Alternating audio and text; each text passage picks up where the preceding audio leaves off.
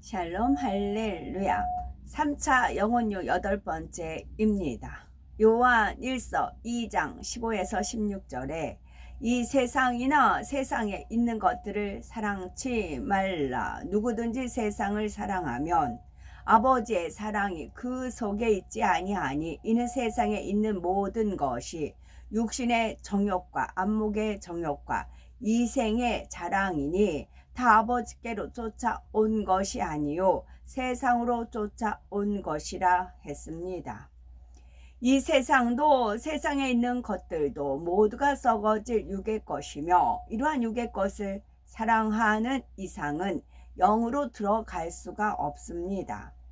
그런데 위의 말씀을 보면은 육을 벗어버리라는 말은 결국 육신의 정욕, 안목의 정욕, 이생의 자랑을 버리라는 말과 같음을 알 수가 있습니다. 육신의 정욕, 안목의 정욕, 이생의 자랑이란 쉽게 말해서 사람으로 하여금 썩어질 육을 취하게 만드는 원동력과 같은 것입니다. 사람으로 하여금 육을 좋게 느끼고 사랑하게 하며 세상 것들을 취하게 만드는 힘이 되는 것이지요. 창세기 3장 6절에 여자가 그 나무를 본즉 먹음직도 하고 보암직도 하고 지혜롭게 할 만큼 탐스럽기도 한 나무인지라 여자가 그 실과를 따 먹고 자기와 함께한 남자에게도 주매 그도 먹은지라 했습니다. 즉 하와가 선악과를 따 먹으라는 뱀의 미혹을 받았을 때 선악과가 먹음직스러워서 육신의 정욕을 자극하며 보암직하니 안목의 정욕을 일으키고 지혜롭게 할 만큼 탐스럽다는 것은 이생의 자랑도 불러일으키더라는 것이지요. 하와가 이 정욕들을 받아들이니 선악과를 따먹고 싶다는 마음이 들게 되고 따먹기에 이르렀습니다. 예전에는 하나님을 거역할 마음이 전혀 없었는데 맛있어 보이고 아름답게 보이고 하나님과 같이 지혜를 얻고 싶다는 정욕들이 동하니 이 정욕들이 하나님을 거역하고 범죄하도록 하와를 충동질하는 것입니다.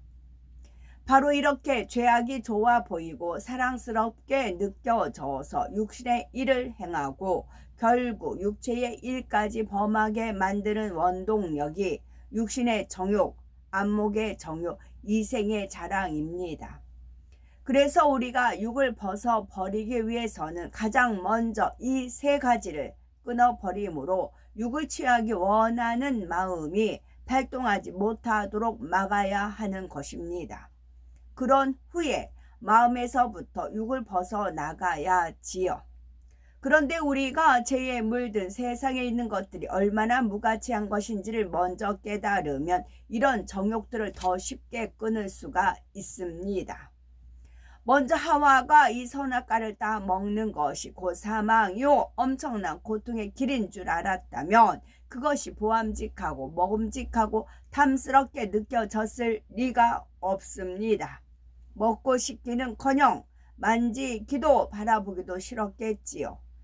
마찬가지로 이 세상에 육의 것을 취한 그 결과로 얼마나 고통을 받게 되는지 알게 되고 최후에 당하게 되는 지옥의 형벌이 얼마나 두려운 것인지를 정녕 깨닫게 된다면 육을 추구하는 마음들을 쉽게 버릴 수가 있는 것입니다. 육을 벗어버리기 위해서 가장 먼저 끊어야 할 세 가지가 육신의 정욕, 안목의 정욕, 이생의 자랑입니다. 육신의 정욕은 사람으로 하여금 육신을 쫓아 범죄하게 하는 속성입니다. 아직 술을 끊지 못한 초신자의 마음에는 술 취하기 원하는 육신의 일이 남아 있습니다. 그런 사람에게 육신의 정욕이 동하게 되면 술을 마시고 싶은 욕구가 강하게 작용이 됩니다. 술 취하려는 육신의 정욕이 사람을 충동질해서 실제로 술을 마시는 육체의 일을 행하기까지 이끌어 가지요. 그런데 비록 초신자요 마음이 여리다 해도 기도를 충만히 하고 성도의 교제를 통해 은혜를 받으며 성령이 충만할 때에는 육신의 정욕이 쉽게 동하지를 않습니다. 마음 한편에 육신의 정욕이 생긴다 해도 즉시 진리로 물리칠 수가 있지요. 그런데 기도를 쉬고 성령의 충만함이 떨어지면 원수마귀 사단으로 하여금 육신의 정욕을 부추길 수 있는 틈을 내어주게 됩니다. 그래서 육신의 정욕을 차단하기 위해 중요한 것은 성령 충만함을 잃지 않으므로 육을 취하려는 마음보다는 영을 추구하려는 마음을 강하게 유지할 수 있도록 내 자신을 지켜야 한다는 것이지요. 불같은 기도를 쉬지 않아야 합니다. 베드로전서 5장 8절에 근신하라 깨어라 너희 대적 마귀가 우는 사자같이 두루 다니며 삼킬 자를 찾나니 한 대로 항상 영적으로 깨어 있어야 하는 것입니다. 스스로 믿음 있다 생각하는 일꾼들이라 해도 이 말씀을 명심해야 합니다. 아무리 바쁘게 하나님의 일을 하고 있다 해도 기도를 쉬게 되면 성령 충만함이 떨어지게 되고 육신의 정욕이 틈탈길을 열게 됩니다. 그래서 마음으로 범죄하기도 하고 자칫하면 육체의 일을 행하기도 합니다. 기도를 쉼으로써 하나님을 이룬다 하면서도 육신의 생각이 동원되어 잘못된 길을 택하기도 하지요. 그러기에 하나님의 아들이신 예수님께서도 이 땅에서는 결코 쉬지 않는 기도의 본을 보여주셨습니다. 예수님께서는 때로는 잡수실 시간이나 주무실 시간조차 없을 정도로 바쁘셨지만 결코 기도를 쉬지 않으시므로 항상 아버지 하나님과 교통하시며 그 섭리를 이루어 가신 것이지요. 안목의 정욕이란 눈으로 보고 귀로 듣는 것을 통해 마음이 동요되고 육의 것들을 추구하게 만드는 속성을 말합니다. 사람은 태어나서 성장하는 동안 보고 듣고 느끼는 일련의 과정을 통해 마음의 안목의 정욕이 들어오게 됩니다. 곧 보고 듣는 모든 것이 마음에 작용하여 느낌으로 와 닿고 그로 인해서 안목의 정욕이 생기는 것이지요. 한 번도 느껴보지 못한 것은 아무리 보고 듣는다 해도 별 느낌이 오지 않습니다. 붉게 잘 익은 사과의 맛이 얼마나 부드럽고 달콤하던지 하고 감탄하는 말을 들었다고 합시다. 예를 들어 이때 사과라는 것을 본 일도 먹어본 일도 없는 사람은 그런 말을 들어도 식욕이 동하지 않습니다. 그러나 이전에 잘 익은 사과를 먹어보았고 잘 익었다고 느꼈던 사람은 맛있다고 느꼈던 사람은 이런 말을 들으면 벌써 입안이 침이 고이게 됩니다. 예전에 먹어봤던 기억이 떠오르고 다시 맛보고 싶다는 욕구가 생기는 것이지요. 그 욕구가 강하게 작용하면 시장에 가서 사 먹는 행동으로 나오기도 합니다. 안목의 정욕도 마찬가지지요. 어떤 것을 볼 때 육의 느낌과 함께 받아들여 놓으면 다음에는 비슷한 장면을 볼 때 이전과 같은 느낌을 이끌어냅니다. 직접 보는 것이 아니라 그에 대해 관한 말을 듣기만 해도 예전의 느낌이 기억나고 그로 인해서 안목의 정욕이 유발될 수가 있는 거지요. 안목의 정욕을 차단하지 않고 계속 받아들이면 육신의 정욕을 유발하게 되고 그러면 결과적으로 죄를 범하게 되는 것입니다. 성경에 보면은 다윗 왕이 안목의 정욕을 받아들임으로 인해서 큰 연단을 자초한 장면이 나오지요.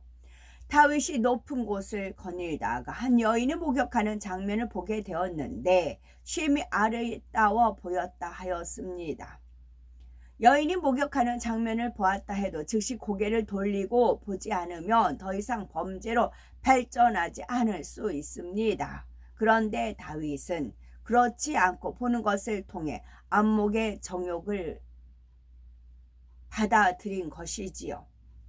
이로 인해서 안목의 정욕이 동하게 되므로 그 여인이 남의 아내인 줄 알면서도 취하게 되었고 나중에는 이 사실을 숨기기 위해서 충성된 백성을 이방인의 손에 죽게 하는 살인하는 죄까지 범하게 됩니다. 그 결과 하나님께서 심히 책망을 받았을 뿐만 아니라 회개한 후에도 죄에 대해 큰 보응으로 많은 수치와 연단을 받아야 했지요. 한순간에 안목의 정욕을 차단하지 못함으로 심히 고난의 세월을 보내야 했던 것입니다. 여호수아 7장에 나오는 아간 역시 안목의 정욕으로 인해서 사망의 길로 갔던 인물입니다. 가나안을 정복하는 과정에서 여리고성을 공략할 때 하나님께서는 그 성에서 얻는 모든 전리품을 하나님께 돌리도록 명하셨지요. 그런데 아간은 전리품 중에서 아름다운 외투와 은과 금덩어리를 보고 그만 안목의 정욕이 틈타서 몰래 감춰두었던 것입니다. 이 한 사람의 범죄로 인해 하나님께서 이스라엘을 외면하게 되었고 이스라엘은 다음 전투에서 많은 사망자를 내고 패전하고 말았습니다. 아간 자신도 그 범죄가 밝혀짐으로 비참한 죽임을 당하게 되었고요. 순간적으로 안목의 정욕이 틈타서 탐심을 쫓아 도적질하게 이르렀는데 그 결과는 돌이킬 수 없는 사망의 길이었던 것입니다. 그러므로 육을 버리기 위해서는 먼저 안목의 정욕을 철저히 차단해야 합니다. 진리가 아닌 것을 보지도 듣지도 말아야 하며 비진리의 것들을 접할 만한 장소는 아예 가지도 않는 것이 좋겠지요.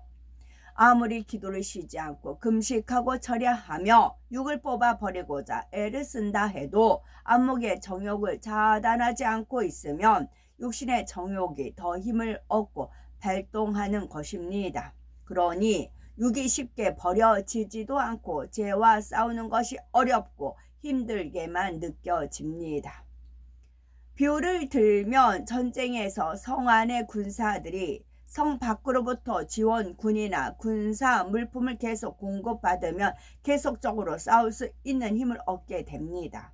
우리가 성 밖에서 아무리 공격을 해도 성 안의 적군을 멸하기가 쉽지 않은 것입니다. 그러니 성 안의 적군을 멸하려면 먼저는 성을 포위하고 지원군과 식량, 무기 등을 공급받지 못하도록 완전히 차단해야 합니다. 그렇게 차단한 상태로 계속 공격을 하면 결국 성 안의 적군이 소멸되는 것입니다. 여기서 성 안의 적군이 자기 안의 비질 곧 육이라고 하면 성 밖의 지원군은 안목의 정욕입니다. 지원군을 차단하듯이 안목의 정욕을 철저히 차단해야 기도하고 금식하며 죄를 벗으려는 노력이 신속하게 결실을 맺게 되는 것입니다. 좀 더 쉬운 비유를 들어보면은 더러운 물이 담긴 그릇 안에 깨끗한 물을 계속 채워 넣으면 결국은 깨끗한 물로 변하게 됩니다. 그러나 만약 깨끗한 물을 채워 넣으면서 동시에 더러운 물도 함께 부으면 아무리 시간이 가도 그릇 안에 물이 깨끗해지기는 어려운 것입니다. 마찬가지로 안목의 정욕을 통해 육을 계속 받아들이게 되면 성결되기 위해 아무리 노력해도 변화가 더디게 되지요. 혹시 우리 중에 나는 죄 버리는 것이 힘들다고 하는 분이 있다면 한번 생각해 보시기 바랍니다. 보고 듣고 계속해서 안목의 정욕을 취하면서 죄를 버리기 어렵다고 하지는 않으셨는지요? 안목의 정욕을 차단하는 것은 자기 의지로도 얼마든지 가능한 일입니다. 못 버리는 것이 아니고 안 버리는 것이지요. 안목의 정욕과 육신의 정욕을 철저히 차단하시고 그리고 속히 마음에 있는 죄성들을 다 벗어버리고 깊은 본성 속에 있는 것, 미세한 육의 것들까지도 다 발견하여 벗어버려야 되겠습니다. 그래서 아버지 하나님의 사랑과 축복을 마음껏 누리시는 복된 우리가 되셔야 되겠습니다. 아멘. 육신의 정욕과 반대되는 것은 마태복음 4장 4절. 예수께서 대답하여 이르시되 기록되었으되 사람이 떡으로만 살 것이 아니요 하나님의 입으로부터 나오는 모든 말씀으로 살 것이니라 하였느니라 하셨습니다. 육신의 정욕 반대는 하나님 말씀으로 채우시면 됩니다. 만족함을 자꾸 육신의 정욕을 통해서 만족함을 느끼려고 그러는 겁니다. 그러나 만족은 오로지 예수 그리스도 하나님 말씀만이 우리의 영을 채울 수 있습니다. 영을 빵빵하게 채우면 육신의 정욕에 차단하기가 쉽습니다. 그래서 육신의 정욕을 차단하고 싶다 하면은 마태복음 4장 4절 하나님의 입으로부터 나오는 모든 말씀으로 살 것이니라 하였느니라 하시니 이 말씀이 짝이고요. 그 다음에 안목의 정욕, 눈으로 보는 거, 명품, 또 뭐 돈들 하여튼 그런 것은 마음의 눈을 밝혀야 됩니다. 안목의 정욕은 차단하고 마음의 눈을 밝혀야 됩니다. 그것은 에베소서 1장 18절 너희 마음의 눈을 밝히사 그의 부르심의 소망이 무엇이며 성도 안에서 그 기업의 영광의 풍성함이 무엇이며 이 말씀을 이루면 안목의 정욕은 차단이 되고 보아도 영향을 받지 않습니다. 너희 마음의 눈을 밝히사 그의 부르심의 소망이 무엇이며 성도 안에서 그 기업의 영광의 풍성함이 무엇이며 입니다. 아멘.